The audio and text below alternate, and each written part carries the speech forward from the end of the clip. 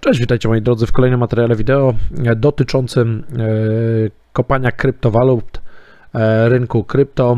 Jeżeli ktoś nie widział poprzedniego materiału, to tutaj gdzieś Wam podlinkuję go, wywiad z górnikiem, który zajmuje się tym, powiedziałbym, hobbystycznie, ale na większą skalę. Ja natomiast dzisiaj chciałem dla Was taki materiał przygotować dotyczący kopania kryptowalut w celach specjalnie dla Was, w celach szkoleniowych, w celach takich testowych, bardziej dla zabawy. Celowo odpaliłem koparkę, nawet nie zamierzam wypłacać z niej środków, bo nie są one też duże. Nie zamierzam też kopać w dalszym ciągu, bo może na wstępie już zdradzę Wam, że opłacalność jest znikoma, przynajmniej z mojego punktu widzenia, ale ciekawy jestem Waszej opinii. Jak widać w tej chwili kopię na swoim Radeonie RX 6600 bez żadnego podkręcania. Słuchajcie, w laptopie standardowo około 25 MHz, prędkość tutaj zresztą widać i widać również tutaj na przykład mamy blok, słuchajcie, największy jaki wykopał, 1,6 tera, to jest bardzo fajny blok, natomiast ogólnie aż tak różowo nie ma. Szerów mamy w tej chwili chyba 250 po całej dobie kopania w zasadzie. I kwestia, słuchajcie, oczywiście tego, czy to się w ogóle kalkuluje. Na wstępie takie założenie, ja wiem, że można to zoptymalizować, wiem, że mogę się pobawić z zegarami, wiem, że mogę zoptymalizować zużycie energii, wyłączyć ekran, no nie wiem, wiele rzeczy można zrobić i można podkręcić ten hash rate do na przykład, nie wiem, 27-28 MHz, bo tyle spokojnie 6600 jest w stanie zrobić. Ja tutaj nic nie robiłem. Tak naprawdę specjalnie celowo bawiłem się tylko ze zmianą trybów zasilania laptopa, żeby wyszło, czy pokazać, czy sprawdzić, czy to rzeczywiście ma znaczenie, jeżeli chodzi o prędkość. Nie ma. Jeżeli pracuję w trybie ciszy, jest tyle samo. Jeżeli pracuję w trybie wydajnym, no jest trochę głośniej, ale wydajność jest taka sama, więc tutaj nie ma znaczenia. Zapewne zegarami mógłbym się pobawić i, tak jak powiedziałem, zyskać kilka megaheszy. Nie robiłem tego na standardowych całkowicie ustawieniach laptopa na Windowsie 10. Słuchajcie, odpaliłem taką koparkę i efekt jest następujący. 25 mniej więcej megaheszy. I teraz zobaczmy, jak wygląda kwestia zarobków. Tutaj nie będę tego ukrywał. Przynajmniej tak mi wskazuje. Po około 24 godzinach mam, to jest około 3 zł za ostatnie 24, ale tam była drobna przerwa. Około 3, załóżmy 3 zł, 3,50, nawet niech będzie te 3,50, słuchajcie. Tutaj mi pokazuje z drugiej strony o około 3 zł szacunkowa dzienna nagroda. To załóżmy, że to będzie nawet 3,50. Teraz zastanówmy się tak. W trybie oszczędzania energii ten laptop na pewno pobierze 50 W. Myślę, że może nawet pobrać trochę więcej, około 70.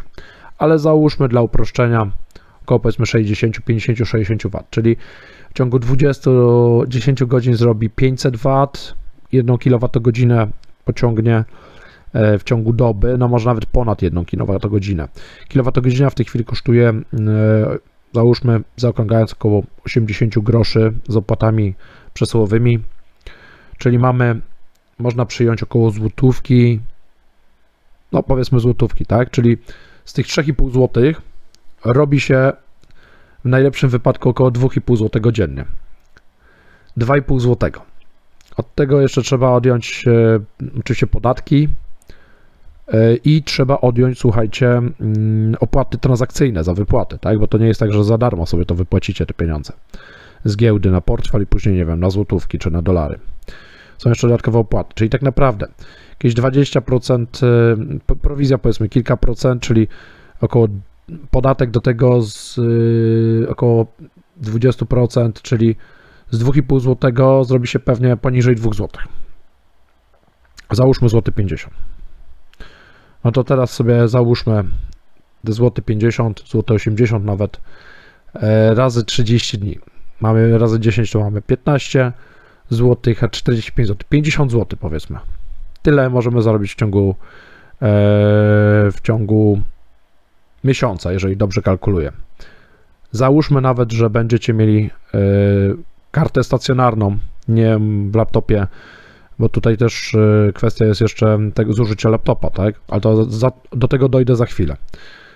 Mamy 100 zł, załóżmy na 30,70, jeżeli dobrze liczę, bo mógłbym się tutaj pomylić, mogę się tutaj pomylić. 100 zł miesięcznie. 30,70 nawet jeżeli kupimy za 4000 w tej chwili, w jakichś promocjach. To sobie policzcie, 40 miesięcy stopa zwrotu. Ja wiem, mogą kursy pójść do góry. Prawdopodobnie pójdą, ale tego nikt wam nie zagwarantuje i nie wiadomo na jak długi okres i na jak bardzo pójdą do góry. Czyli kwestia kilku lat zwrotu karty. Na inwestycje do kupowania na pewno się nie opłaca. Kompletnie nie inwestujcie pieniędzy raczej w karty, no chyba że robicie to na wielką skalę albo macie darmowy prąd. Jeżeli macie już taką kartę jedną, to też pytanie, czy zajmując kartę przez cały miesiąc warto dla 100 zł marnować potencjał 30,70. Bo ja też tutaj coś mogę robić na laptopie, ale pograć nie pogram, tak? Bo musiałbym wyłączać. Oczywiście mogę wyłączyć i w międzyczasie sobie pograć parę godzin i znowu włączyć.